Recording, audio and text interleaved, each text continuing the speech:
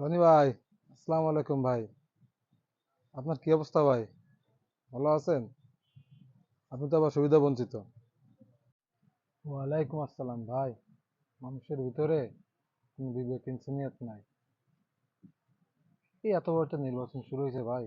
কিছু কিছু প্রার্থী ভাবতেছে আমি অমুকের লোক, কিছু প্রার্থী ভাবতেছে আমি এর লোক, ওর লোক, তার লোক। এইভাবে আমার এই সুবিধা বঞ্চিত করতেছে ভাই, খুব খারাপ লাগে। আমি যাতে বিশেষ সুবিধা নিয়ে ভোটটা দেবো ভাই, এই যে কনফিউশন, এই কনফিউশনের কারণে আর হচ্ছে না ভাই। কি করো ভাই? এর লোক আমি যদি হই তাহলে ওর লোক ভাবতেছে যে তাহলে ওরা তো সুবিধা দিয়ে লাভ নাই। ওই লোক ভাবতেছে এর লোক, এর সুবিধা দিয়ে লাভ নাই। হতাশ ভাই। বিশেষ সুবিধা মনে হচ্ছে এই বছর আর ভোগ করতে পারবো না।